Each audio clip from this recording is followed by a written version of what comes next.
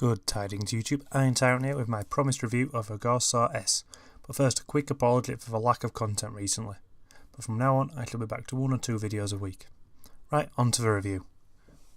The Gauss Saw S, which falls into my budget weapon series, which for those who haven't seen any of my videos before, this series looks at the lower costing weapons in the game to see if they are a bargain or a waste of your time and effort. Right, let's begin, starting with the cost. The Gauss Saw S is going to set you back a reasonable 500 SC or 250 certs, making it very affordable for the cert strap player and ideal for beginners looking to move away from the standard guns. First off, I'm going to split this review into 2 parts. The first will be a comparison of the Saw S and the default Gauss Saw. The second half will see how it compares to the rest of the guns on the NC market. As its name suggests, the Gauss Saw S is based on the default NC LMG, the Gauss Saw, but with a few key differences. So in this first part of the review, this is what I'm going to cover. So there's no confusion, I'll be referring to the Gauss Saw S as the Saw S, and the Gauss Saw as the standard saw.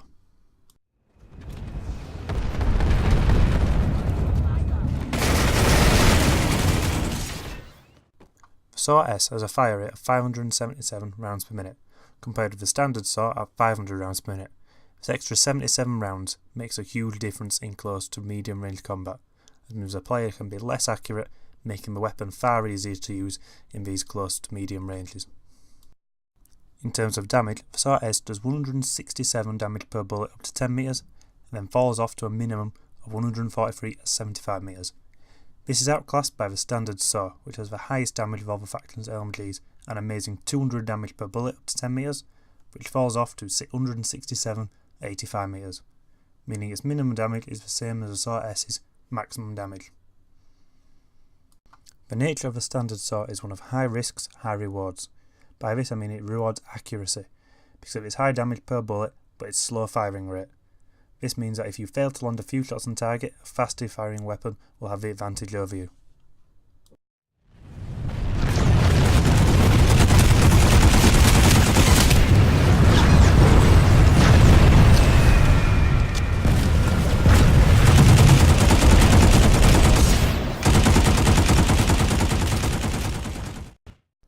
There is only a slight difference in muzzle velocity between the two, with Saw S coming out on top at a respectable 615 meters per second, while the standard saw clocks at 600 meters per second, meaning there is hardly any difference between the two and it won't make that much difference in combat. When it comes to reload speeds, both of these guns are painfully slow, but the standard saw is by far the worst of the two. In fact, as of this video, it's the slowest reloading LMG, at 7.5 seconds for a long reload and 6.5 seconds for a quick reload. The difference between a quick reload is when there is still ammunition in the clip when reloading. The Saw S has a reload speed of 5.02 seconds for a long and 4.24 for a quick, making it a hell of a lot faster than the standard saw. In terms of clip size, the standard saw claims first prize with an impressive clip size of 100 rounds, where the Saw S has 75, which is still a fairly good clip size. But the Saw S has the opportunity to up its clip size to 150, with the use of the extended mags attachment. So in comparison, it is clear that these two weapons are related. It's even more clear when using them, as I feel they have very similar recoil and handling traits. The start sheet also supports this. They both have the same first shot multiplier of 1.65 times, and aim down sights multiplier of 0.5 times. The key difference in the two is the Saw S's higher fire rate, which increases the recoil of a weapon compared to the standard saw.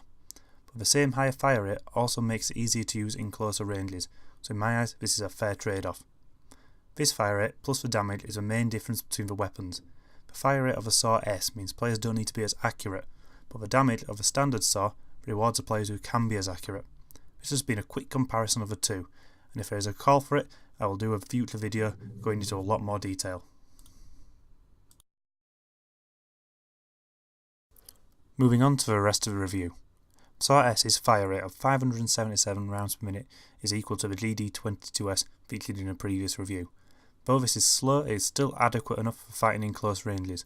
The difference being you just have to be a little bit more accurate than if using a faster firing weapon.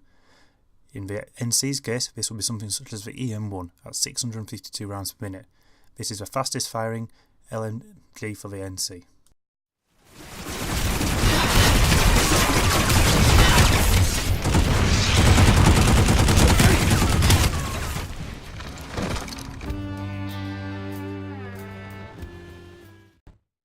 The Gauss Saw S's damage at 167 up to 10 meters and a minimum of 143 at 75 meters is the standard for the NC LMG, as it is the same as for all but the standard saw as mentioned previously, and the EM1 and NS15M, which are both tied for the lowest damage per bullet for the NC LMGs at 143 up to 10 meters and 125 at 65. The Saw S damage does make it an easier weapon to use in my opinion, as it sits in a happy medium between damage and fire rate, meaning that you do need to be accurate, but not to the point where every bullet is important. The Saw S's muzzle velocity at 615 meters per second is fairly respectable, as it makes it easy to hit targets at longer ranges. The main issue with hitting targets at longer ranges is this gun's recoil, as it does start to pull up quite considerably under sustained fire, making burst or single fire important. This gun has the added benefit of a semi-auto function, meaning trigger discipline isn't needed. This is the highest muzzle velocity LMG available to NC, apart from the NS15M, which is a very respectable 640 meters per second. As discussed previously, this weapon has a fairly slow reload speed at 5.02 seconds for a long and 4.24 for a quick reload. This is one of the gun's biggest drawbacks, as when reloading there is a long gap when you're essentially defenceless. It is only faster than the standard saw and the EM6. The clip size of this gun is acceptable at 75 rounds, with the opportunity to double it to 150 rounds with the extended mag attachments. In my opinion though, the standard clip of 75 rounds is more than adequate enough, as it gives the potential to drop a lot of enemies without the need to reload.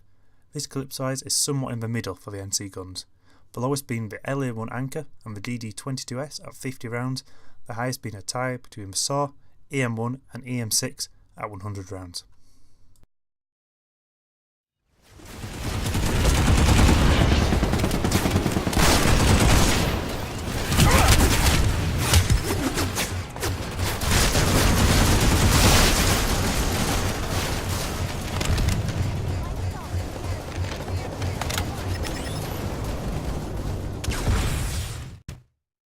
The recoil of this gun isn't the best. It does require a fair amount of recoil compensation to use effectively. The vertical recoil is okay in close ranges, but as it would be expected, it worsens with a range and when under sustained fire. This said, I would still personally class this as a controllable gun. The biggest downside of this gun is the terrible side-to-side horizontal recoil, which is very hard to compensate for at longer ranges, which is why I would recommend a semi-auto or burst firing this gun at ranges. Moving on to the attachments. Normally here I would recommend 2 loadouts, but with this weapon I personally believe that 1 will suffice, with a few tweaks depending on the range. For my standard scope I use a 4x true shot, as the magnification makes it easier to take on targets at longer ranges. Plus the low profile of the scope doesn't obscure your vision too badly. When moving into closer range combat, I swap the scope for a 2x reflex, just to make fighting while aiming down sights a little bit easier in close range. For a rail I use a forward grip. The reason for this is I prefer to use this weapon at medium ranges, and the forward grip helps me to keep bullets on target by making my recoil that little bit easier to control. For a barrel, I use a compensator at all ranges. The reason behind this is again to help me with the recoil management of this gun. And finally, I use soft point ammo when in closer ranges, just to increase the maximum bullet damage range and make it a little bit more deadly in closer ranges. I don't use high velocity ammo for this gun at longer ranges, because this gun already has a fairly good muzzle velocity. I don't think it's worth the trade-off of increased projectile speed for an increase in recoil. So with the attachment, this raises the cost of this gun to 610 certs if you buy it just with certs, or 360 certs and 500 SC if buying with FC. In conclusion, I would recommend this weapon for 2 main reasons, these being it sits in a happy medium between bullet damage and rate of fire, and secondly, the muzzle velocity makes it an easier weapon to use at medium to longer ranges, which is why I would recommend using this gun, as it is where I believe it sits best in my opinion. Thanks again, this has been Iron Tyrant, over and out.